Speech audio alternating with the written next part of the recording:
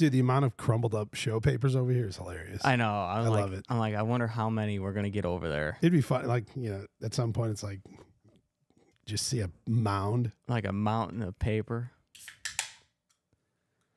We need a beverage sponsor. We do. We really do. Somebody could be funding this. That's a good slurp right there. It was. It actually made me thirsty. Like hearing it made me want more. Yeah, my mouth is kind of watering now. Yeah. Stacy pointed that out to me. She's like, do you know every time you take a drink, you do like a... I'm like, I think I only do that like when I'm like joking. She's like, no, you do it every time. Really? She's like, yeah, try it. I'm like, ooh, I think I do. Okay. We're going a lot. All right. Yo, we are back here on the Dance Golf World podcast. Josh, we made it another week. We've survived. How are you, my friend? Tired. You're tired? Yeah, man. Well, what do you got going on that's keeping you up all night? It's not a bunch of kids. Call of Duty. Oh, dude, what a world, man. Yeah. That's a time of life that I missed where like optional, unimportant things get to consume your life. Yeah, you know what? Well, I've been doing a lot of things, man. You got a lot going on. I got a lot going on, man. I got a lot going on. I got stuff I got to plan. For an unmarried man with zero kids, you do keep a very busy schedule. Yeah, I feel like I've always been like that though. So like I feel like if I'm not doing anything, I'm like wasting the day away. Yeah, like yeah, even if I'm like sitting down playing video games and like progressing in the game, that means something to me rather than just sitting down and watching TV. So like making progress in a video game still has the productive vibe. Yeah. Okay. So you could be like, dude, I got a lot done last night. Like, what'd you do? Like, oh, I got like 7 levels complete. Yeah, I got 2 gold guns. Like that. 2 gold guns. Yeah. Are they really gold? In COD, yeah. Like they're shiny gold, like when you're playing the game? Mm-hmm. Oh, that's fun. Yeah, and then once you get all the ones in the one class, like assault rifles, then you get the diamond. Did you ever play 007 on N64? I never had an N64. Before your time? I don't know. I actually don't know if it was before my time. I know I played an N64. Yeah. But the only games I play on there are like the classics, like Pokemon Stadium or like Mario. Yeah. Stuff like that. I never got into James Bond in general. Well, I think there was a golden gun in that game. I don't know if it was Golden like Deagle. Is that what it was? Yeah, Desert Eagle, yeah. Golden Eagle. The Golden Deagle. Yeah. That was the last golden gun that I remember from video game history. Yeah, that's an iconic gun right there, a Golden Deagle.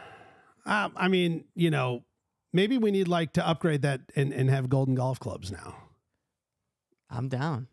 I'm down with that. Get some nice wrap on there, make it gold. What they do have, they're like, it's like a shaft wrap you can get now. And it's like you buy like a, you know, whatever, one for every club comes in a kit. And then you literally wrap the shaft like these car wraps you see. Yeah. So you can get these cool designs and stuff. I've seen Paige Sporanic's got some cool ones. Does she? She's got... you know what? I've seen her golf, but I've never once noticed her clubs, if you know what I mean. I saw she had pink wrap. Ooh. She had like that like purple chrome. Like, you know what I'm talking about? It's almost like a rainbow. Yeah. But it's more like purple. She's had that. I've seen a couple cool ones, but yeah. She has a way of making things very flashy and noticeable. Yeah. Yeah. Speaking of hot things, it's freaking hot outside. Dude, it is. It was brutal this weekend. I played around Sunday morning. We had a 7 a.m. tee time, and it was already like 71 degrees, and then got up to like the high 90s. Ugh. Brutal. Just hot golf. And it's not fun.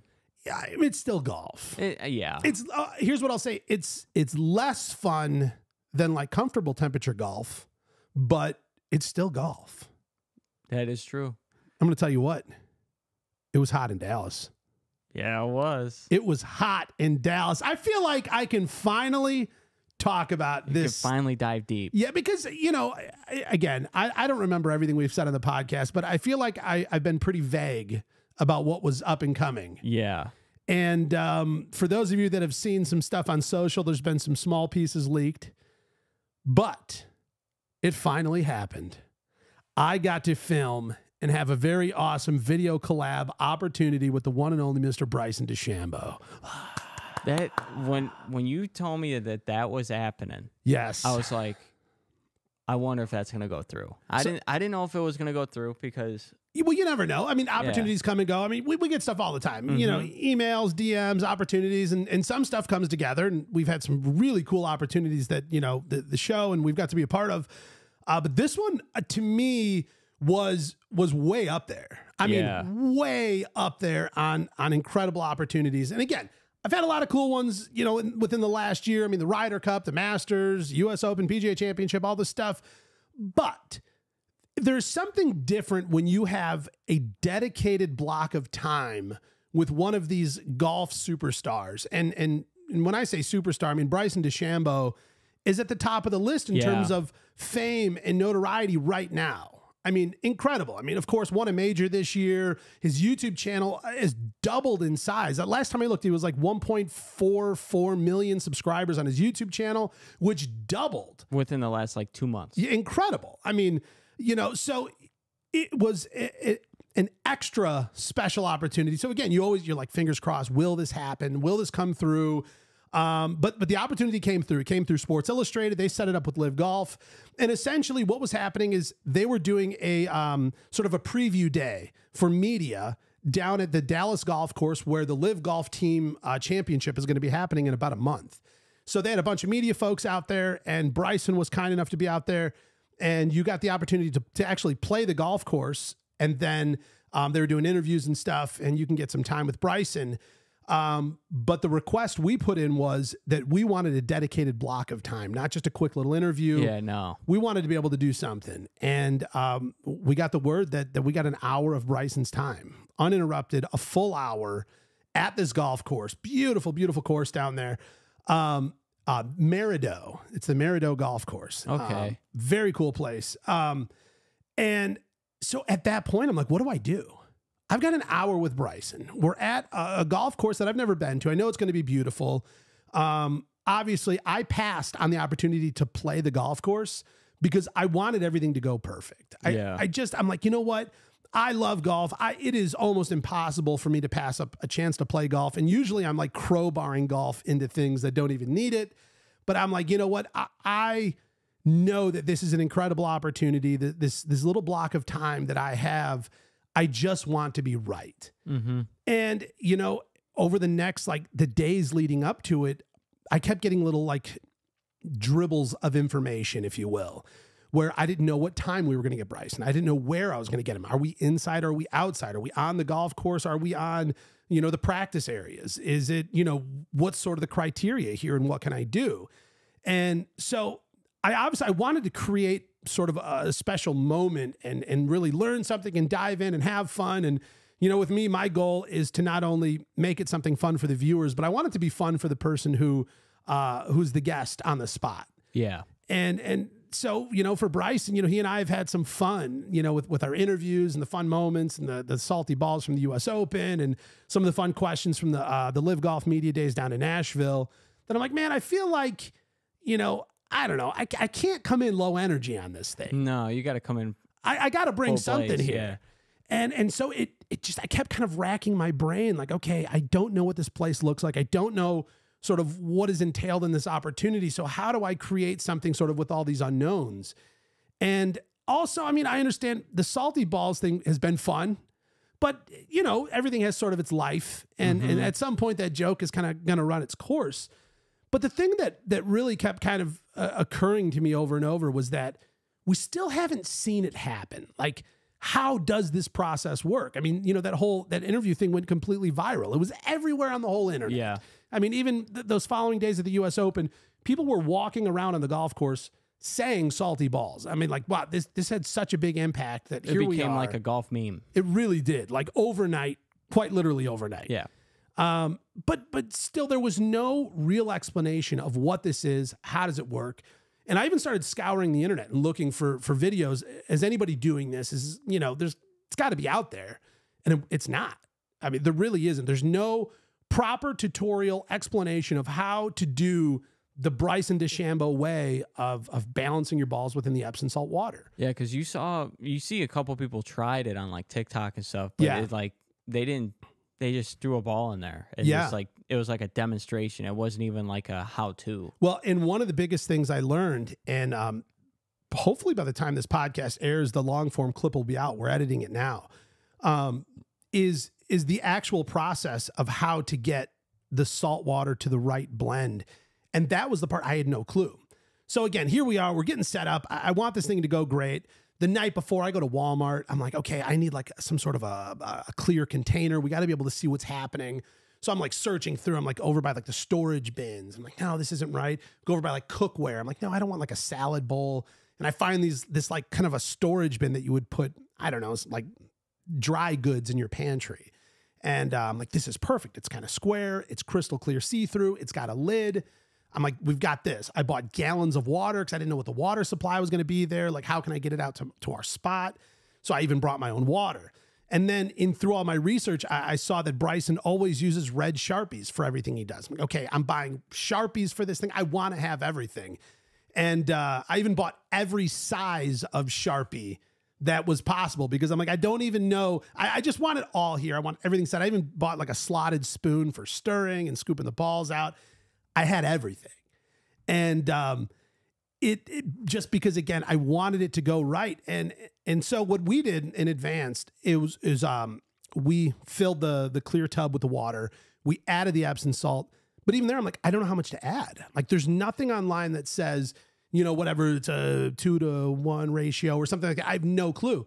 So I'm just like adding salt and stirring and adding and stirring and putting a ball in there and making sure it floats. And I'm like, okay, well, if I get it at least this far, I know we should be pretty well set. And then, you know, I have spare water here and spare salt. So if we need more of one or need to dilute it or whatever, we've got it all.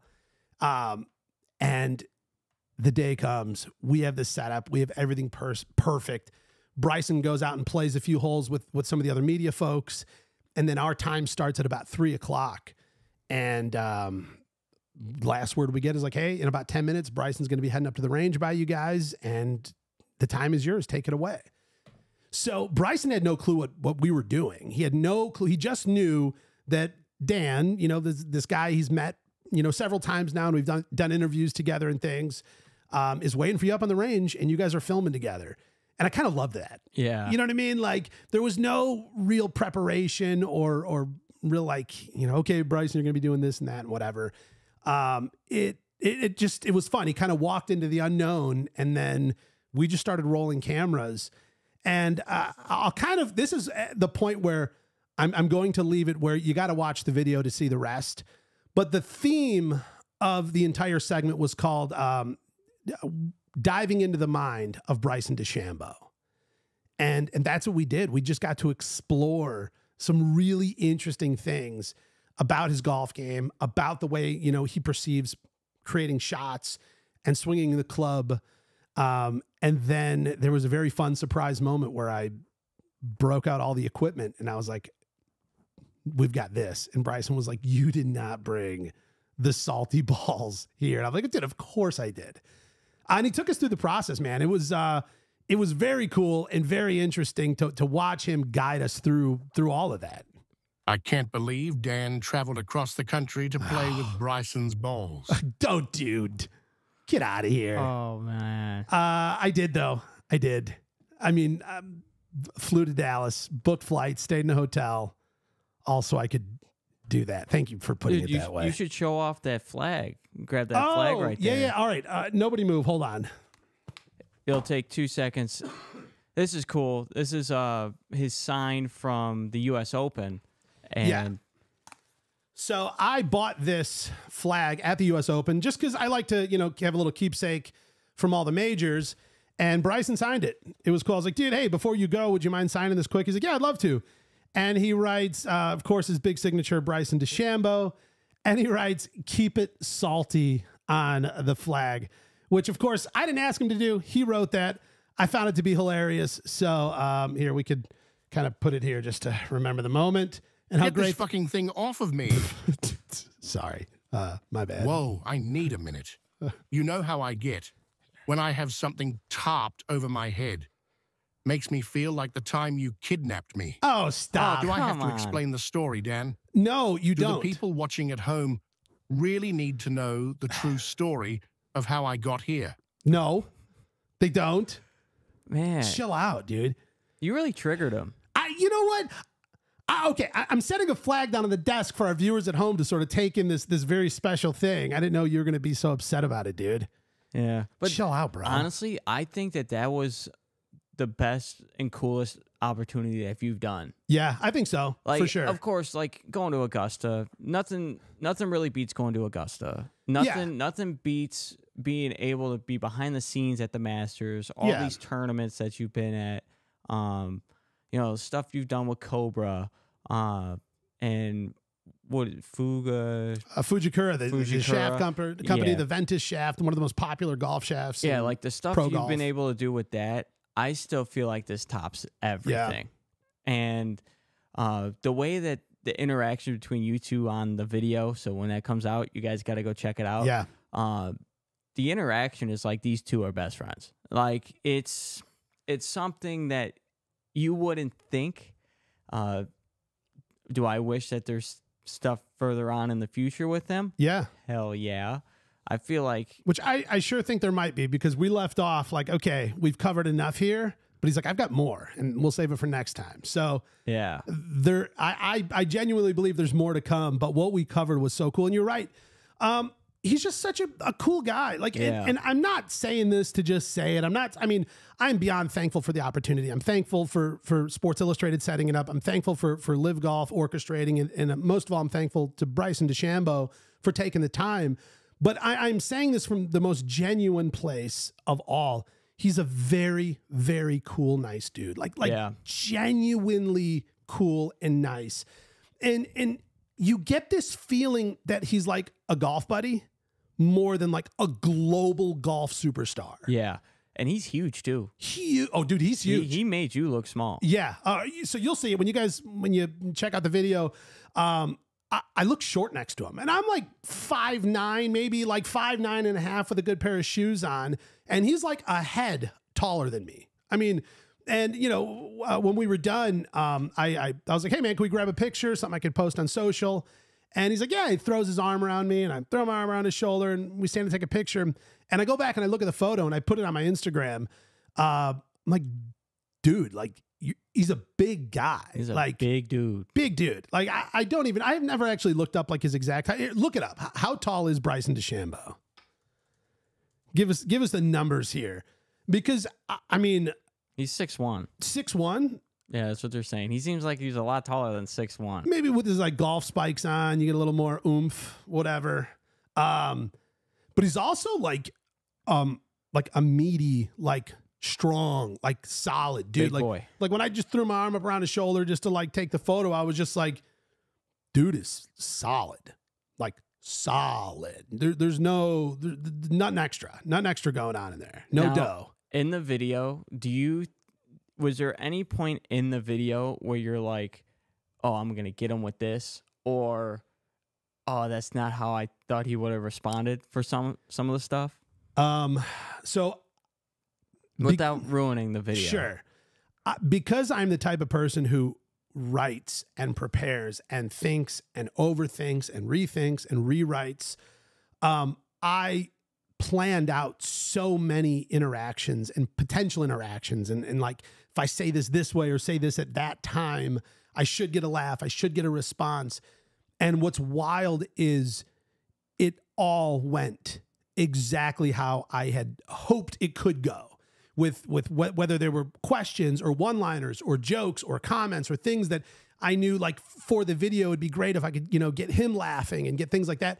Every single one of them hit and worked, and he picked up on where I was going with things, and he was flowing, and it was just so great. I mean, you know how it is. You know, you've worked in video a long time. You have guests on your podcast all the time that some people get it, and some people kind of don't, and they just kind of float along, and you kind of got to carry them, and you make it work. And a lot of times the task is on you as the host to kind of set the energy tone. And then other times the guest is like, man, they have the energy tone. So now we get to just have fun. Yeah. And I get to throw stuff out and they get to throw stuff out. And if I'm listening and I'm on my game and I'm paying attention and I'm tuned in, I'm bouncing off their jokes. They're bouncing off my jokes. And that's what was happening. It was that, to me, is what made the opportunity so extremely fun, is because he's just quick. He's smart. He's on it. He completely gets the camera game, the content game. Because there are a lot of pro golfers who are, of course, unbelievable at golf, a little awkward in interviews, and kind of a little strange to interact with. Now, do you think that's a generational thing? Because he is younger. Yeah. He's 31 years old, which blows my mind. I don't know why. I'm 38 years old now. And again, I don't think of him as 40, which would be older than me. So I'm like, I don't know what age I perceive him as, but I just don't get this aura that he's like that much younger than me. I don't feel that way, even though, well, then what age do you think he would be? Well, I don't know. This doesn't add up. Maybe I don't feel like I'm as old as I am. Is he human? Yeah, maybe not. Maybe he's like, part AI, part Bryson GPT. Who knows? That's funny. No, I was thinking, I just had it off the top of my head and I lost it. But you do ask if it's a generational thing. Yeah, like I don't know. Media training. That's what I was trying to get at. Maybe he had some media training with college. And to me, what I would guess is, if we look, I think his YouTube channel really started in like 2021. I think, because, I've watched a lot of his stuff. And of course, if I'm doing an interview with somebody, I want to dive in a little deeper. So I was even going through his channels again, just kind of doing my homework. And to me, 2021, 2022 is like when he was really like putting stuff out there and videos started like moving and the channel started building. I think that has a lot to do with it. When you're on camera that much and you're, going through the edit process and watching yourself back and doing it again, you start to really learn like those things of, man, when I do this on camera, that looks weird. Yeah. When I do that, like, this is how you respond. This is how you kind of charisma and energy and all of that. And I don't feel like, when we look at older Bryson stuff, he always had that same sort of energy. I mean, he's always been good on camera, but I don't know. If I were to guess, I think more so than a generational thing is for him is it's more, the 10,000 hours thing. Okay. It's my guess. Yeah. Because, there's a lot of young people in this, generation that are awkward. No matter how much social media they've watched and consumed. Even Scotty Scheffler's a little awkward. Yeah. Depending on what he's being asked. Yeah. I mean, he's definitely, he's done it enough where he's relaxed. He doesn't seem nervous at all. But at the same time, he doesn't, I don't know, banter and interact in a way where you're sort of carrying a scene. Mm-hmm. Whereas he's just comfortable and gives great answers and has fun and smiles and laughs. But there's a different energy when you understand sort of how to carry a moment on camera. Yeah, like Xander Schauffele is really good at it. Yeah, he's fun. He's really good at it. Like, even when he goes on like YouTubers videos and stuff, he's hilarious. Yeah, like he don't hold back at all, dude. And what's funny is like when you see him as a guest spot on YouTube channels, how much he busts balls. Yeah. Like you wouldn't know, because you're never going to see that at a PGA tournament or any of the majors or anything. You're never going to see that in a press conference. You're not going to see that when he's warming up and around the range and on the green and all that stuff. So there is this like other side of people's personalities that gets to come to life when they're outside of that specific professional environment. I'll tell you something. Schauffele is your stereotypical California kid. Yeah. You could just look at him. You'd be like, yeah, he's from California. Yeah. He's totally got kind of the West Coast vibe. Yeah, got the SoCal. Yeah. He's a cool dude, man. And, I don't know. I mean, I've seen, we saw Scotty Scheffler. He did something with Foreplay on the Foreplay pod. They did like a 1 club challenge on a golf course, and he had like a 4-iron only, and he had fun. You know what I mean? And it was kind of fun to see him just in a totally relaxed environment, but there were no like real surprises. No, then for example, for Schauffele, he was on Bob Does Sports. Yeah. He took Fat Perez's drone and started flying it around. Yeah. And Fat Perez was like, where's the drone? Why is it moving? Why is it moving? And he's getting pissed. He thought Cold Cuts had it. Yeah. And he goes, oh, it's Schaff. Yeah, and that to me is fun when these guys sort of surprise you a little bit. Yeah. When you find out that there's a little more personality and depth in something, you know, outside of the press conference sort of tournament focus face mode version of them. It is weird because some people, and it's understandable, but some people just don't understand that people have lives outside of, like, because technically it's their job now. Yeah. I mean, which is weird to think about. They love it, but it's their job. It is their primary source of income. Yeah. It is their sole purpose for, you know, the majority of their waking hours. Yeah. And then of course they do have hobbies. They do stuff outside of that. I mean, I don't know. And I was really trying to figure this out. Like, does Bryson have any hobbies like outside of golf? YouTube. Which is more golf. I mean, essentially, you know what I mean? Like even science. his science is about golf. You know what I mean? Like, and you know, even when I saw him before the cameras were even rolling, I was like, dude, what's up, man? How you been? Like, great to see you. He's like non-stop busy, non-stop.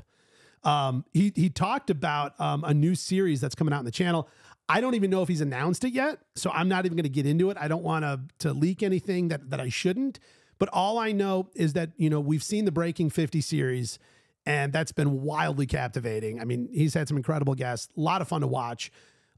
There's a new series coming out. And again, I don't know if he's announced it. So I'm not even going to, I don't even want to leak what it is. We might have to cut this part out too. All I'm saying is, you know, there's some very fun stuff coming to his channel that I'm just excited to see, like his creativity and where it's going and what is coming next. I'm like, it is his hobby, I think. You know what I mean? Even though it is just more golf. I mean, you look at a guy like Dustin Johnson was just posting on his Instagram. He's out spearfishing in, like, you know, I don't know where he was, like the Florida Keys or something, the Bahamas or somewhere down there.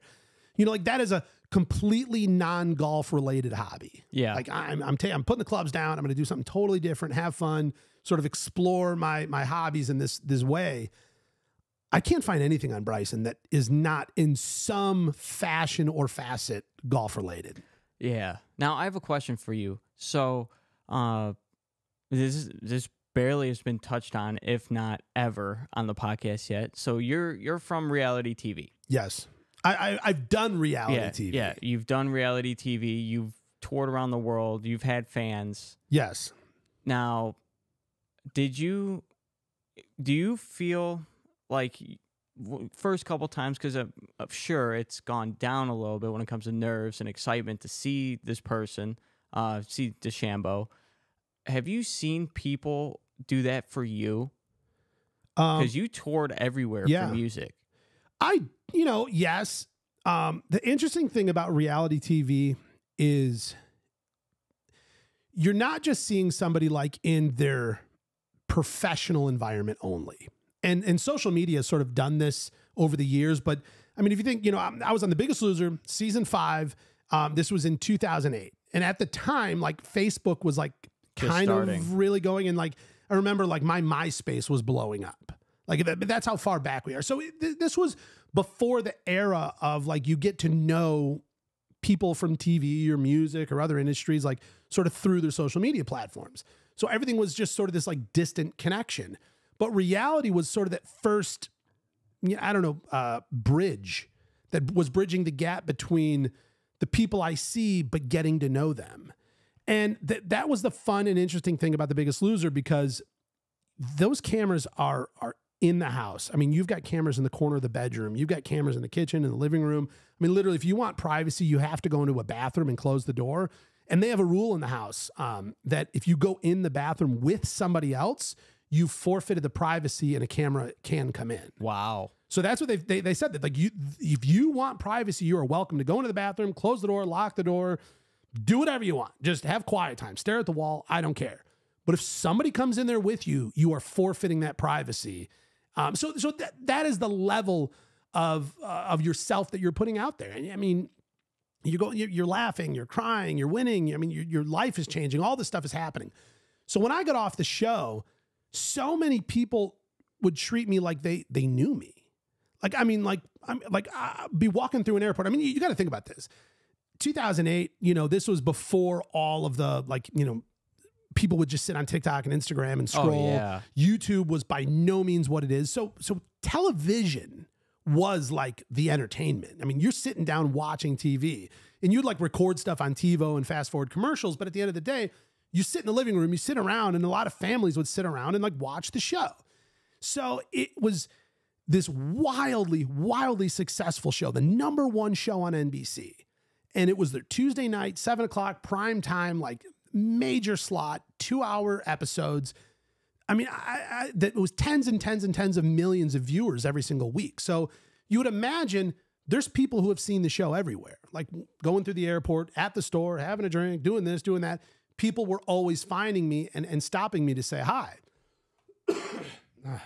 And what was cool about that is when people would stop me, it was like an old friend I haven't seen in a while. Even though I have no clue who they are, they would respond and treat me like, dude, it's Dan. Like, people come up and like slap me on the arm. You're like, oh, people out of nowhere would just come up and give me a hug. Like, not even like, can I give you a hug? It was just like, dude, how's your mom? Like, oh my God. So, oh my God, you got to tell me, what was Bob like? What was Jillian like? Like, so what are those weigh-ins like? Like, how hard were the last chance workouts? Like, it wasn't like, excuse me, Mr. Scotty Scheffler, would you please sign my hat? Like, it wasn't like that. It was just like, oh, my buddy Dan happens to be in the airport randomly. You know what I mean? That's before people had security and shit too. Oh, dude, it was the Wild West, and it was fun.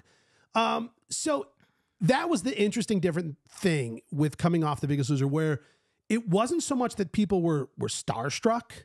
It was more like, dude, like, I already know you. Like I got, okay, I'm a big Joe Rogan fan. I love Joe Rogan. I listen to a lot of his shows. I don't listen to all of them. I listen to a lot of them. Especially like the weirder or the smarter the guest is, the more fun I have, because I like to nerd out. I have that same sense that like I kind of know the guy, even though I don't know him. That's totally made up in my head. But like I've heard so many stories. I know about his hunting trips. Like, you know what I mean? Like there's so much about him that I've come to know, where I have this sense of like he and I have this like thing. Like I already know him. I know all about him. It's all made up in my head. But it was that same sense that I got from people. The only time that I would get that nervousness vibe from somebody else, and I love doing this, a young person, like, hey, I work for my school's newspaper. Could I do an interview with you? And I'm always like, absolutely. Like, you're shooting your shot. I'll take a minute. Like, no problem. I know what that's like. Like, I get it. Mm-hmm. And I would always take the time. And it was funny because those would be the people who are nervous because they're trying to like step into this world and this guy from TV. And here's my big chance to interview him for my school thing or whatever. But overall, the rest of it was this very oddly friendly thing. And it was cool. I loved it. I appreciated it, respected it. But it was definitely not like, oh, here's Steven Tyler from Aerosmith. It was more like, oh, that's my roommate from college. Like that was the vibe. You know what I mean? Now, with all those interactions with people, do you take that when you go and meet all these pro golfers, all these big names in the sport? Do you take all that stuff that you've been through in consideration when you're going to approach them, or like how to conversate with them? 100%. Yeah. Yeah. Because, I've done the television thing, and then I also pursued, a professional music career. And the funny thing is, any sort of performance type profession, be it pro golf, be it musician, singer, whatever, it's something that is so reliant on your mental game, your physical well-being. I mean, you talk about like even like your voice, things like that. Like when you're a singer, you're nervous to talk too much before you go on stage because, it's so easy to talk a little loud and then you start getting a little hoarse. And then all of a sudden your voice is a little tired. Now I've got to go out and perform. I'm going to be in front of all these people. And all of that stuff can affect how your performance goes. And there's nerves and excitement and nervousness and all these like emotions swirling through. And I remember very specifically, I was about to sing, and this is one of the most nerve-wracking things you can do on the planet, singing the national anthem. Oh, yeah. And I've never sang it live. I'd never performed it up until this point. And it was for the Rock and Roll Marathon in Nashville, Tennessee. So Rock and Roll Marathon, I think, had 45,000 people. 45,000 people in Nashville, a town of the best musicians on the planet. So not only is it 45,000 people, you're sort of like up against this backdrop of people who do the thing you're about to do better than anybody else on the planet. So there's all this coming, you know, and I'd never done it live. I know the words to it, but in my mind, I was just imagining like drawing a blank and fumbling. I'm not even kidding. I wrote the words out on my phone. I was just going through that like I had a notes pad with like the national anthem in it, like just going through over and over and over. And like, I would try and like just jump right into the middle of the song, like, and try and like memorize it from different places. You know what I mean? In case I just went blank and lost my spot, I could just be like, I know what the third section is or whatever. It meant everything. And I just wanted it to go great. I didn't want to be one of these like horror stories of somebody who just totally botches the national anthem. I didn't want to do it. I like to prepare. I like things to go great. And I like to over prepare. And I like to prepare for any scenario possible. So I'm there. I'm at the start line of the race. I know that we're about 10 minutes from the start of the race. I know the national anthem is going to happen about 5 minutes before the race start. I'm just like adrenaline is an 11. It's through the roof. I'm just like so in the zone. I'd been like warming up my voice all morning. But here's the other crazy part is I was then going to run the half marathon, which I had also never done before. So there's those nerves. I'm about to run a half marathon. So I'm singing the national anthem in front of 45,000 people. Then I'm running a half marathon. And then me and my band were performing at the finish line. So as soon as I finished my first half marathon, there was another stage set up. And we're the finish line entertainment, and we're gonna then perform. So I had like a change of clothes on the tour bus, like where I had to like finish the half marathon, rip off all these race clothes, put on like stage cool guy clothes, whatever, and get right out there. You had to be exhausted, dude. It was insanity. Here I am, a minute before they come up to me like, Dan, 1 minute till national anthem. 1 minute. This is gonna be your mic. It's right there. When they say your name, everything gets silent. You start. I'm like, okay. Just going through the words, just thinking, oh my God, I'm about to do a half marathon. Then I got to perform at the finish line and our songs and our band and everything. Oh my God, national anthem. Oh my God, national anthem. Like just my mind was flying and my brother's right next to me. And the great thing is like me and my brothers, we're all just so in sync. Like we just, you know, it's that thing where it's just like, I know what you're thinking before you say it. I know what you're feeling. Like, what do you need? How can I help you? Otherwise, whatever. 45 seconds. 30 seconds. Some guy comes over to me. He's like, hey, Dan, I'm with the Nashville Gazette. Can I get a couple words from you before you go up? And I'm like, what? Like, this is in 30 seconds. Like, the anxiety, like everything is through the roof. And this guy wants to run a quick interview with me. And no joke, my brother jumps in and he was like, hey, buddy, I know Dan would love to do it. He's going up there in 30 seconds. Could we just do this as soon as he comes back down off stage? And I looked at my brother Joe and I was just like, thank you. And they're like, ladies and gentlemen, for the national anthem, Dan Evans. And this is the craziest part. You want to talk about like a sense of like, I don't know, not even like power. That's the wrong word, but it's just this, it's like, I don't even know how to explain it. But when they say your name, like, and for the national anthem, ladies and gentlemen, Dan Evans, and respectfully, the crowd is silent. The music is off. Everything is silent. And you're holding a mic. And you can hear like the little, like, crickling sounds if you move your hand at all. That's the only noise that exists until you break the silence. Till you break the silence with the first line of the song. And it's so interesting because you can choose, like, do you sing right away?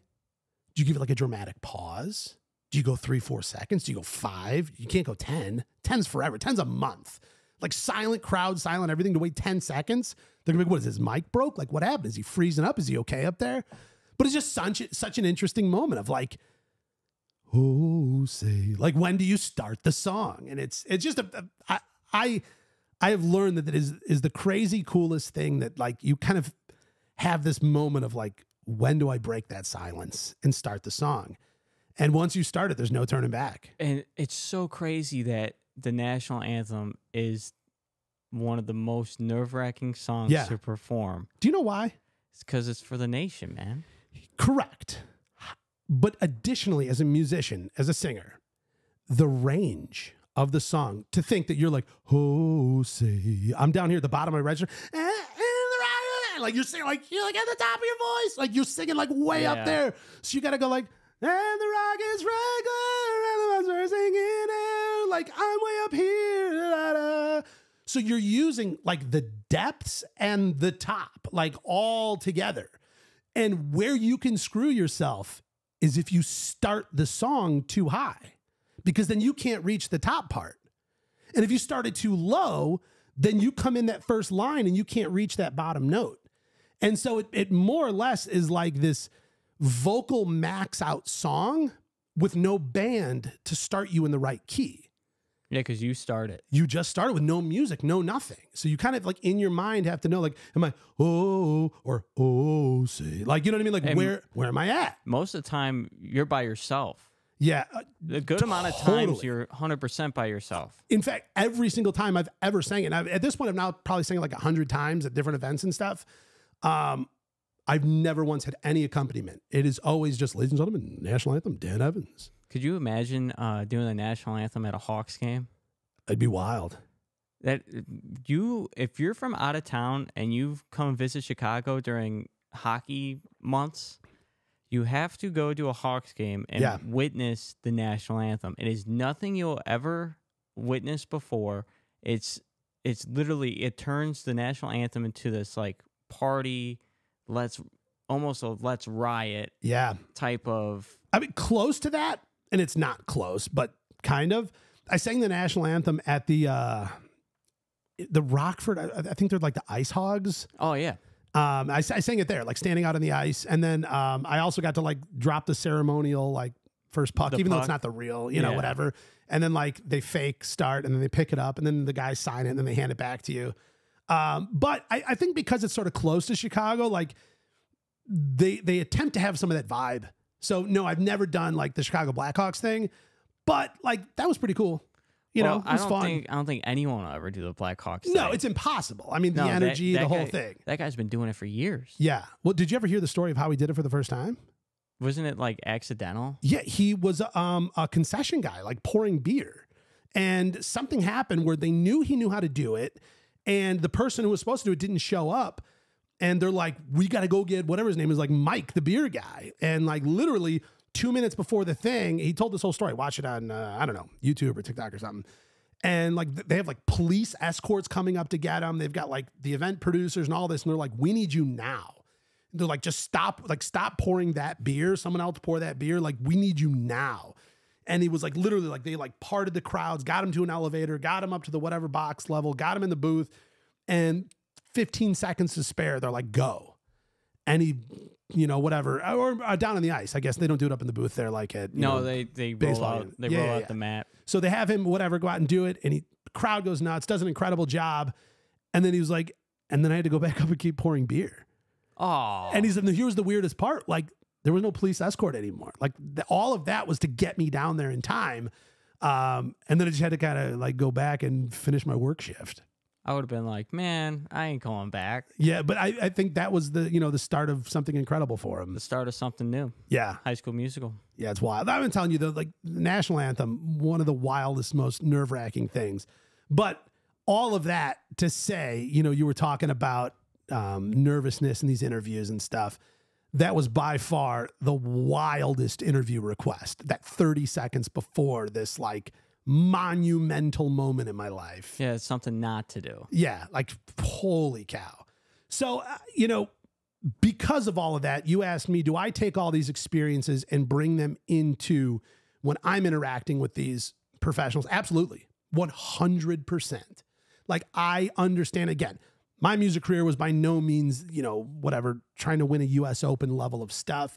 But I do understand sort of the mental game and all of the stuff and everything that's going through your head and just everything. And it's like, for me, there's so much in timing and in the moment and like reading that person and reading the moment and reading everything around it and sort of what is happening, where are they headed, where are they going, where are we at in their day, and what can I bring to get the best out of them? Because if you bring something that is just wrong energy, they're not going to receive it. It's not going to go well. It's going to be a big flop. And there really is. It's just, there's so much to it. And I do feel like my so many years in working in media and television and music and all this stuff. I mean, I've done 1,000 radio interviews. I've done 1,000 morning shows and all this stuff where it's like, I just understand what goes well, what doesn't go well. And I'm not saying I'm the best at it. I'm just saying I do my best with, you know, all of that weird history I have. Yeah. I mean, it all comes full circle. Yeah, it does. It's like you get to witness it for yourself, all that fame, but now you're seeing all these like these young golfers rise up. You're like, oh, I've been there. I'm noticing it. I'm gonna give them an interview that they'll remember. Yeah, and keep it as low key, or not low key, but as non-professional. Have fun. Yeah, but still keep it within reason. Yeah. Well, because you look, there's, you know, people have been covering golf for longer than I've been alive. Yeah. And some of the guys are still doing it the same way. And, you know, for me, I just looked at it like, how can I be different? How can I step outside the box? How can I bring something here to the table that isn't being done or being seen? But in order to be able to do that, you have to understand, you got to be able to read the room. Like, is it a right time to do something completely different right now? And how is this going to be received? And it doesn't always work. I mean, you're experimenting, you're trying stuff, but sometimes it does. No, you told me a story today that it didn't work with Terrell Hatton. Oh, yeah, 100%, for sure. Yeah. Live Golf Nashville. I was down there, and Terrell Hatton and John Rahm were on stage together. And this was 3 days after the U.S. Open had finished. And, you know, I was like, okay, like I want to ask something fun, like kind of step outside the box here. And what I thought would be kind of fun and interesting to play on was the fact that John Rahm withdrew from the U.S. Open because he had, it was like a foot injury or a toe or like something going on with his foot. And it was like an infection that needed to dry out and heal. So he pulled out of the tournament and flew home. And of course, those two are teammates in Live Golf. And they're on stage together. And I thought it would be fun, you know, in a very lighthearted way to throw something to Terrell that was like, hey, you know, knowing that your teammate John is such an incredible golfer, a powerhouse, you know, just a force to be reckoned with on any given weekend, but including at a major. The fact that he withdrew, and again, we don't want anything bad to happen to John. We just wish the best for you. And I'm talking to both of them. Like, but was there any sort of sense of relief that you had like one less powerhouse player to sort of compete against going into the U.S. Open? And I thought, you know, he would have fun with it. And like, it would be almost a chance to like compliment John Rahm. You know what I mean? Like, we're talking about how good you are. Like, that's really the circular sort of topic of this point I was trying to make. Dude did not go there with me. It did not hit. Did not hit. He was just like, no, not at all. I would never wish anything bad on John. I felt so bad for him. I not even for a minute was there any part of me that was happy that John couldn't participate in, you know, one of the most important events to all of us pro golfers. And I was just like, okay. Sorry, my bad. Yeah, no. Who's next? Did someone take this mic? I'm done. I'm out. You try. You never know. Dude. It was my first time interacting with him. So I didn't have a vibe with him, but I don't know. I'll try him again. Dude, speaking of hot golfers. Yeah. Dude, a BMW. Dude, Castle Pines. I just felt like that was a wild weekend. And for a million reasons. I feel like watching these guys play at altitude's fun. Watching them just hit the ball 1.5 miles. I mean, as opposed to the standard mile they usually hit. You know, Rory was hitting like, what did he hit? Like some drives like 375 or something like that.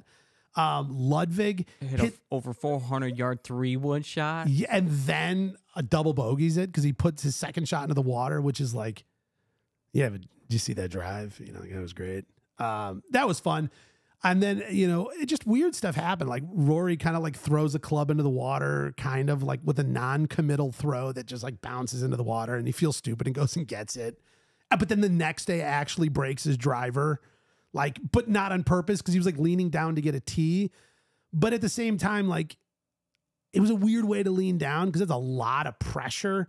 Because you could see the thing starting to bow and he kept going down to get the tee. Like, was that a little out of frustration? I don't know. Kind of. But what was even worse was what happened to Matt Fitzpatrick. Matt Fitzpatrick, yeah. That's so true, man. And it's such a weird situation where he cracked the face of his driver. And, you know, there is a rule in place, a local model rule, who knows what, that if there is any form of major damage to your club, you can replace it as long as it happens from standard gameplay. Like not because you slammed it or got mad or broke it while you were leaning on it like Rory or whatever.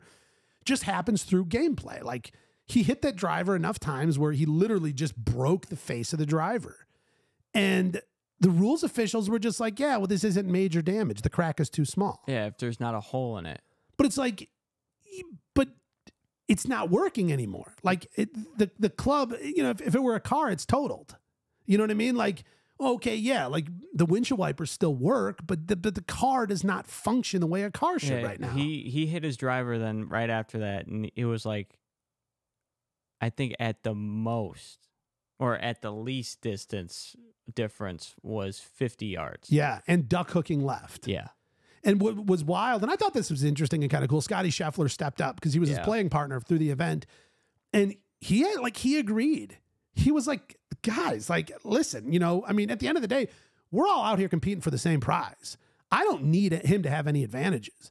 But I'm just saying that there's an injustice here. Like, that face is cracked. This club is ruined. It's not usable. Like, what are you guys not seeing? And they were like, well, it's just the size of the crack. It doesn't, the crack could be like microscopic.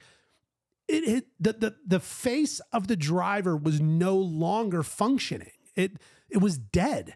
I mean, I was explaining it to somebody the other day. I was like, if you think of it like, you know, the face of a driver is like a trampoline.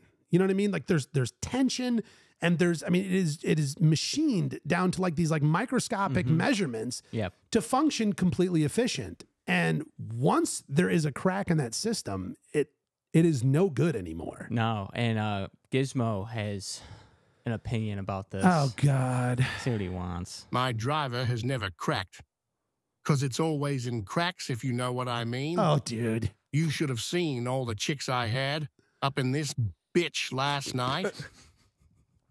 Dude. Really emphasizing on the bitch. You have people in the studio at night? What are you doing? You know, that's a liability. I don't know if our insurance even covers that. Oh, man. Did you get out of here? Wow. You had to kidnap him. You know what? It is one of the most, I would say, regretted decisions I have, but at the same time, I wouldn't trade it for the world. Look at this guy. Just blank look on his face. There's not a thought in that head, is there? No. I just see the happy or the good boys and Miller Lights just like coming off of them. Have you had a good boy? Yeah, I had it this weekend. What do you think? They're so good. They're dangerous. That's the John Daly drink, right? Yeah. It's non-carbonated. It's vodka, and I'm not 100% sure if it's like seltzer or if it's juice. Yes, it's like a high noon sort of, but without the fizz, right? Like if I were to kind of sum it up. I've never had one, but I'm trying to sum it up. And I'm not a fan of like Trulies or like White Claws or any type of seltzers because of that carbonation. Yeah. And these, dude. Smooth? They're so smooth. We're just slinging them back. We went golfing Saturday. We had a 8:20 tee time. Yeah. We were down. We had a re-up. We usually get a 6-pack or like an 8-pack. Okay. For a round. Do you guys sneak them on or do you get them in the clubhouse? Yeah. Okay. You know. Okay. You bring it. I mean, they're acquired. These we bought. Okay. That's why we drank them, because they had them. Okay. We usually go through 6 for all 3 of us. Well, there's 4 of us, so I'll just say the 3 of us. We usually drink 6 for a round. All right. We had double or triple that off of these, but it's are they mild or were you guys sauced? I think I was mildly sauced. It wasn't like I'm messed up. What's it do to your golf game? Didn't do anything for it. Not better, not worse. My putting, dude, I was making stupid putts Saturday. Okay. Maybe it loosens you up a little bit, like, you know. Gave me some birdie juice, man. Wow. Yeah. A couple birdies in there, man, for a team scramble. I mean, please. For golfers that just got into it, please. John Daly, if he's, you know, putting input on the recipe, I mean, there's got to be some magic. We'll have to bring him on the pod and explain his recipe. Yeah. Well, I have to put a call in, see if we can get him swing on by. I wonder if Gizmo can get a hold of him. You know what? I tell you what, it would be worth all of the hassle and frustration if you could get John Daly on the pod for us. Look into that, buddy. Sweet. Dude, did you see how frustrated Scotty Scheffler was this weekend? He was a rage monster. Dude, things were not flowing like Scotty Scheffler fashion like we're used to. And the score showed he went +1 for the whole tournament. Yeah. Did you see there was one he hits long into some green and he's literally just yelling. Like he wasn't yelling at his caddy, he was yelling at the situation. Like, isn't that on an upslope? Is that not on an upslope? Like how does it even do that? Like it cracked me up when I saw that. My favorite part about the tournament was Keegan Bradley, man. Dude, I did not expect that. No, he goes from just making the cut to Barely. the BMW to winning and moving all the way up from the 50th spot to 4th. Yeah, he's now 4th in the standings, which is crazy how many points the playoffs are worth. 2,000? 2,000 points. And it's still crazy because he's still like half the points, or even less than Scheffler. It's crazy. I mean, both Scheffler and Schauffele are just a mile ahead. I mean, Scotty Scheffler's 2 miles ahead, but I mean, you know, the two of them, because they've just had such an incredible year that, I mean, it's wild. And then the performance from Sunday out of Adam Scott. Dude, you know what, man? Lights out. He is such a classic dude. I mean, he's been around. He's been around for a minute, and he's still playing like very, very high level golf. You know what I mean? Like, it's very, very surprising to me that, you know, you see a lot of these young guys and some would say they're stronger and more flexible and all these things that, you know, the sort of younger athletes. And it's like, okay, well, what about him? I mean, obviously he's in phenomenal shape. He's an athlete, whatever. We don't got to get into that. But absolutely put a show on like that with 50 of the best players, you know, most of the best players in the world. I mean, we're not going to get into the dynamics of where the other best players in the world are. Either way, I mean, I think that is so impressive for him this far into his career to still be playing that high level of golf. Yeah. I also wanted to get into a little bit the scoring system for the Tour Championship, because that is this week. Yeah, it's controversial to some of these players. Yeah, and so like they don't love it. What is Scheffler at even, and then everyone's above? Well, so it's how many strokes do you start already off? And I don't have the numbers in front of me. Maybe pull them up. The scoring for PGA Tour Championship.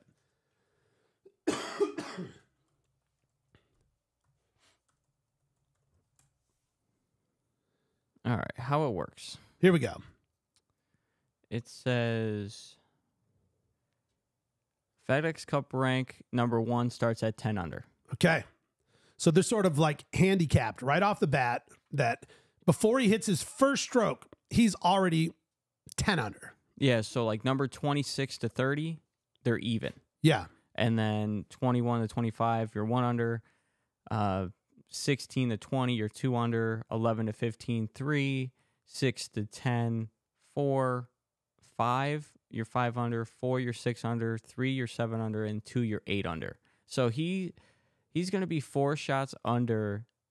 Keegan Bradley's going to be 4 shots under Scotty Scheffler. So basically, going into the weekend, Xander Schauffele, the number 2 guy, needs to make up 2 strokes right off the bat. But honestly, like, that's not a ton. No. It's a ton on Sunday when you're coming down to the last few holes, but over, a 4-day golf weekend, it's not a ton. I mean, no. There was a huge redesign of Eastlake, so we don't really know or have a way to predict of like what the scores are going to be. But at the end of the day, it's not like, Pinehurst number 2 set up for the U.S. Open where, we're talking 6 under, 7 under, 8 under.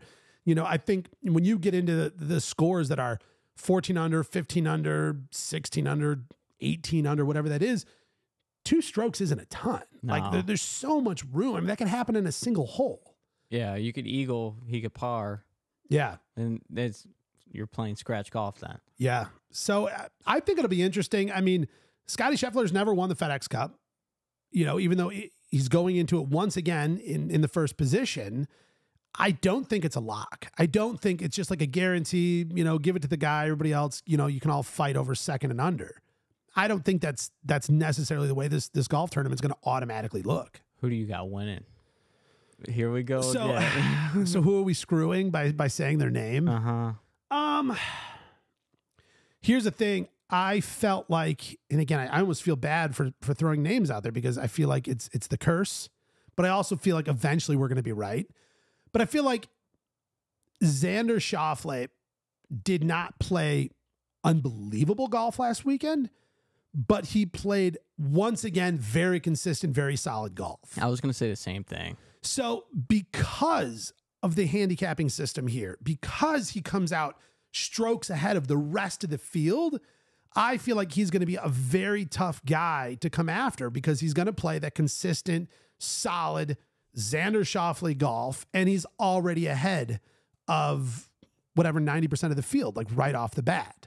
So I think he is going to be a very high quality look. Yeah, because I'm looking at it like this, like Scottie Scheffler, past few weeks, he hasn't been, besides the Olympics, right? He really hasn't been playing all that well.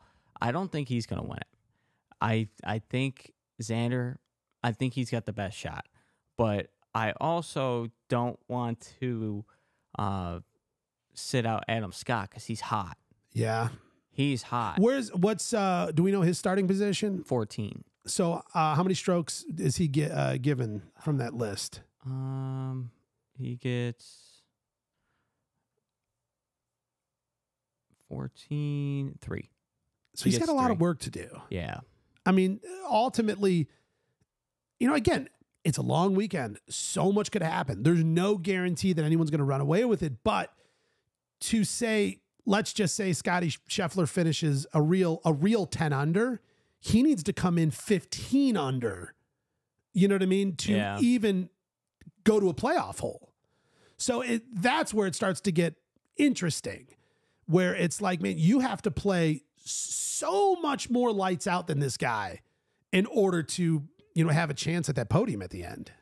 Yeah, my thing is just like pro golf, there should be no handicap, but at the same time, you can't really figure out a true winner of a point-based system with one tournament, Well, because I get it. Like they're trying to come up with this thing where it's called like, the season-long race or whatever. What else would you do where tournaments back in January matter right now? You know what I mean? Like how else, what do you do? Yeah. And it's like, okay, well, I've played really, really well this year, but we're going to go into the playoffs even Steven. Like the whole first part of the year just didn't matter. Like nothing mattered at all. I could have been last place every single time and then come into the playoffs and then turn it on and win. It's like, well, then this isn't really a season-long race. I'll just tune in, starting in August because that's when it starts to matter.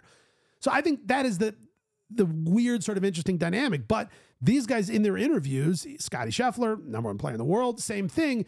He said that. He was like, I don't really think this is a season-long race. I feel like it all comes down to these last 3 weeks, tournaments, and this is it. So what I would be curious to know is, okay, if that's the way you feel, what do you think is a solution? Maybe he doesn't have one. Maybe he's like, I don't know. I haven't thought of a better way to do it. I just don't like this way. Or maybe he's like, yeah, here's simply how you fix it. Yeah, because there really isn't. I can't think of a different way to do it. Yeah, I don't know. Maybe we'll. Our homework for next week is to see if we can get ChatGPT to come up with a better way. All right, bet. Get little AI assistance on this. All right, bet. That's a perfect segue to this game I wanted to play with you for the first time. All right, what do you got? I went through ChatGPT. All right. And I said... I wish we had some game show music right now. Da, da, da. Yeah, I know. We won't make money off this video. But, so, it is the top 10... What is it? Top 10 golf balls used worldwide. Ooh. So it's not... Okay. So, all right. I've got to list the top 10 most popular golf balls or best. Just like what it ranks are the highest quality golf balls. Or just most used? Most used. Most purchased, sort of most popular. Yeah, but I will say, though... Yeah. They're the high end. Okay. All right. Well, I yeah. appreciate that. Okay. Yeah. And you get 3 strikes. All right. And then once you're done, I'll run through it. Okay. If you don't get them right. And so I understand the criteria of the game here. It's not just the brand, it's also the model. Correct? It would be whatever. Okay, the brand and the model to kind of fell at the top 10. All right. Well, all right. Let us begin. All right, I'm going to throw a couple quick ones out there. I'm going to go Titleist Pro V1. Yep, that's in there. Do I get to know what position that's in? So yeah, that's number 1. That's the number one. Okay. That's number 1. I'm going to go on a limb here, and I hope ChatGPT picked up this differentiation. The Titleist Pro V1X. That's in the same line. It's okay. So those are together. Yeah. We're lumping those together. Okay. Yikes. That leaves, I was hoping I'd knock 2 out already. I'm going to go again. Another softball here. Easy one. Callaway Chrome Soft. Yep. Okay. And then the Chrome X Soft. That is number 2. Well, okay. That's all together. So it's Callaway Chrome Soft / Chrome Soft X. That's number 2. Okay. How about Srixon Z Star? Srixon Z Star. That is number 4. Number 4. Okay. All right. So I got to get that number 3 figured out. How about the Bridgestone B330? And then there's variations, the RX, No, that is not on there. Oh, that's one wow. strike. That is Holy one cow. strike. That's the Tiger Woods ball. Like that's what so many of these guys are playing. Okay. All right, let me think here. Oh, so here's the big issue. I don't know the variations of Top Flight, but Top Flight is like a ball everybody plays. There's like the Top Flight Distance, the Top Flight Distance 2000. I don't know all the Top Flights. Top Flight. I haven't bought a Top Flight in like a decade. There's Top Flight Power and Control.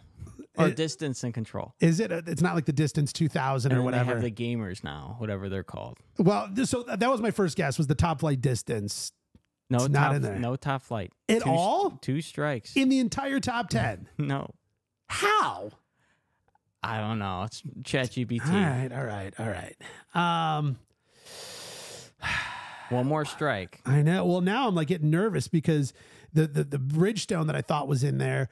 See, there's like the Bridgestone E6, which I don't feel like is as popular as the B330s and all that. So I'm nervous to go to that. You want a hint? But what I do want to go back towards is a Titleist. But again, I'm nervous. I'm like I am shook. So okay, this is where my brain's going right now. And I don't know which one to pick yet. I want to either go to the Titleist, is it the True Soft or the Tour Soft? The True Soft, Tour Soft, or the Callaway, either like the Super Soft or the Super Hot. Like that's kind of like my next 2 best guesses. But I am so nervous going into this right now. Do you want to know? I won't mark them, but I'll just give you a hint. All right. They're both not on here. Really? Yeah. Oh my God. And I'll give you another one. One of them we've talked about today. Vice. Is it the Vice? What are the Vice models? There's like the Vice Tour. There's the Vice. God, I've never bought a Vice either. Oh my God. This is way harder than I thought it would be. Oh my God. Is it what are the Vice balls? Vice Tour. And then there's something like something plus. Like a Vice something plus. Think about your phone. My phone. I don't know how that applies. But you get an iPhone, whatever iPhone we're on, say iPhone 15. Oh, the Vice Pro Plus? Yes. That's what there it you is. Go. Okay. That's number 6. Is it really? Yeah. Oh my. So we've knocked out 1. We've knocked out 1, 2, 4, 6. Oh my God. And then, yeah. And we've learned Top Flight's nowhere on the list. The Bridgestone that I guessed is not on the list. No, but there is a Bridgestone. The only other Bridgestone I know is the E6, but because that's the one that's like in Walmart. Like you can get that one everywhere. But I'm not guessing it. Damn it. This is way harder than I thought. Hold on. Wait, which Bridgestone did you say? The B330? No. Okay. Or is it like the there's like the RX, the SX, the BRX. There's so many because they've got. You're right there. Well, that is the 330. That is? Yeah. Okay, then Which one is it? It's Bridgestone Tour BX / Tour BXS. Yes, those are the B330s. Because I was reading it and it said Tiger Woods. I get a I'm strike wait back? a second. Yeah, you get a strike back. I get a strike back, and what number was that on the list? 5. 5. Oh my god. So you need 3, 3, 7, 8, 9, 10. And number 8, I've had to go to the store and get these for you. Ooh. Like right when I first started. Wilson staff, the Wilson staff. Yep. Okay. That's number 8. Really? Like, that's crazy. This ChatGPT is wild right now. I know. So we've got how many left? 4 left? We got 10, 9, 7, 3. 10, 9, 7, 3. So we have 4 left. Yep. Okay. All right. Small hint. Is there another Callaway? No. Oh my God. This is craziness. There are the last 2 Yeah. are odd brands. Something that I haven't even seen yet. God, if you tell me it's like a Snell. Boom. I saw your eyes light up. Is it a Snell? Holy cow. Okay, here's the problem. I don't know any models of Snell golf If you don't, balls. I'll give it to you. Okay. Okay. I've never even heard of Snell. It's the Snell MTBX. Really? Wow. Okay. Holy cow. I've got 3 left. I'm getting close. One of them's reminds me of baseball. Like I used to have baseball equipment with this brand. Spalding? No. Oh. I that wasn't my guess. I was guessing a baseball brand that you were trying to say. What about a Precept? No. No? Oh my God, I got 1 strike left since I got the strike back and reused it. Oh my goodness, this is so difficult. All right, I'm going to throw one final guess out there and win or lose. Last question, just for a hint. Are any of them a brand I've already said in the remaining 3? Like, is it just like another variation of an existing brand? Oh, damn it. This is where it's so tough. So you gave me a hint and said it's not going to be a Callaway. So it's either going to be another Titleist. Is it the Titleist? Is it, I can't remember. Is it True Feel? True Soft? True something? TRU? Nope. No? All right, whatever. All right. I'm so out. Give it to me. One Titleist. If you say Noodle, I'm going to be pissed. Oh, no. Titleist Pro V1's number 1. All right. Number 2, Callaway Chrome Soft. Number 3, TaylorMade TP5. Oh my God! How did I not say that? I suck at everything. And then number crazy. 4, Srixon Z Star. Number 5, Bridgestone Tour BX or whatever you call them. I don't buy Bridgestone, so I don't know. Vice Pro, Titleist AVX. Oh yeah. And then Wilson staff model, and then the Mizuno RV Tour. I don't even think I've heard of somebody playing a Mizuno ball. And then lastly, the Snell MTBX. Really? Yeah. Wow. I never heard of the last 2, so. You know what's interesting? There's a story behind the Snell golf ball, and the guy, his last name is Snell, and he worked for the big golf ball companies, and he was like a consultant and was a part of designing, like, it might have been like the Pro V1 or something, but he was like very influential in the golf world. And he spun off and goes, he's like, I don't want to make golf balls for these big companies anymore. I want to make my own ball. And he called it the Snell, his last name. So it is literally like, there's the Titleist Vokeys is named after Bob Vokey. The Snell golf ball is named after a specific guy who was very important in the golf ball world. Wow. But I had no idea that would be in the top 10. I had to buy golf balls because you know what's happening this week? What's happening? The EIC. Oh, our DGW showdown. Showdown. Yes. So what kind of ball did you get? Oh, Top Flights. Come on now. Dude, I can't believe the amount of Top Flights you buy. You didn't put them on that list. I know, right? Dude. So if you guys haven't already seen from previous episodes, we're doing a 3-hole challenge. It is me versus Dan, Dan's Golf World podcast host versus the Every Inch Counts podcast host. It's even clubs. So 2, 4, 6, 8 woods, 2, 4, 6, 8 hybrids, 2, 4, 6, 8 irons, pitching wedge because that's considered a 10 iron. Yeah, I've heard wedges ending in even numbers, and then a putter because I need a putter. Yeah, that's fair. And the twist is I get 1 mulligan a hole, but if I call mulligan, Dan can reverse mulligan me at any point during the hole.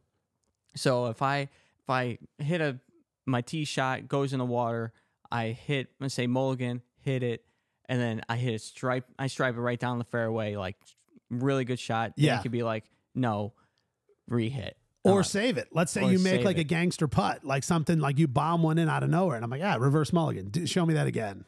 So we were trying to come up with a punishment, but we couldn't really come up with one with the short amount of time. Some of the brainstorm ideas Josh threw out were pretty exotic. That's all I'm going to say. I would love to do the paintball gun, but we would have to go out and buy a paintball gun. You know what I always say? Aim for the face because I got a baby down there. Sorry. Yeah. But that's happening. So curious. 2, 4, 6, 8 wood. Do you have any of those? I have no, I only have 3 and 5 wood. Okay, so there's going to be no woods. Hybrids, 2, 4, 6, 8. Do you have any of those? I have a 4. So do I. Okay, so I think we're going to be even. Yeah, our longest distance club for both of us will be starting at the 4 hybrid. Yeah. And then our 6 iron, 8 iron pitching wedge. And then what other wedges do you have? What degree? I have 58 and 60. Okay, so those are both in play. Yeah. I've got 54 and 58. So, okay. All right. So we're going to be pretty similar bag. Yeah. Putter intact. Mm-hmm. All right. I'm going to be keeping an eye, making sure you're not sneaking out a 7 iron. I'm going to kick his ass. He hasn't won yet. He's so cute when he's lying to himself. Yeah, it's going to be fun. We're doing it this week. It's happening. Yep. It's finally here. We're not traveling. There's no flights to get on this week. Yep, nothing going on. So the showdown happens. Wow. Are you do you golf better in the morning or the evening? Or just like middle of the day? Like when is your prime time? I'll be honest, I golf when we go out. Yeah. When we're shooting, because I hit a little bit. That's the best time. Like it's kind of starts at noon and kind of goes sort of into the afternoon time. Yeah. Perfect. We'll play in the morning. Oh, I'm kidding.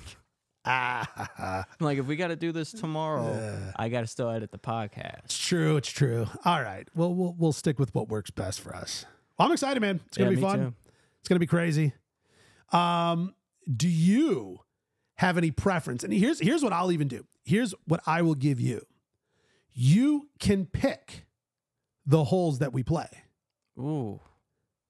Okay. All right. So when we film, we get out there on course, you can make the decision. And now, generally speaking, it works great if they're either in order or near. I'm not near in order. Like, I want to skip this one because that next one's better. I'll leave that up to you. Or if you want to make it completely random, I don't know. That's going to be your call. I think I'm just going to do it back to back to back. Okay. I think that's the true way to do it. Yeah. And it all depends on what course they put us on. Yeah. So, well, we'll be at the Green Garden Golf Course, our home course. They're so lovely and kind to us and allow us to do all our filming out there. If we're on gold, I want, I at least want 3 in there. So yeah, I love that hole. Hole 3 is the 1, 2. It's that dog leg left. It's like the 90-degree. Yeah. The dog just broke his leg left. Yeah. Wow. And I'm then a totally different approach because, I'm either driver or 3 wood off the tee. Me too. I've got to really think about like that hybrid. Can I carry the bunker? Do I need to stay straight? Wow. It's going to be so much fun. Yeah. All right. So at least it all depends if we get on that course. Yeah. But, I would love to do that hole and then maybe just the 2 after it. And then, if we get into playoff holes, it'll just keep going from there. Yeah. Dude. He's not going to need it because I'm going to beat you in 2. No kidding. Wow. This guy's confident. Well, good. You should be. All right. I think that's it for today. That wraps up the show. We got a real showdown ahead of us. It's going to be a good time. Hell yeah. We'll keep an eye out for it, folks. And remember, as always, If you feel like it, subscribe, follow along. If not, thanks for tuning in. And we'll see you next week right here on the Dance Golf World Pod.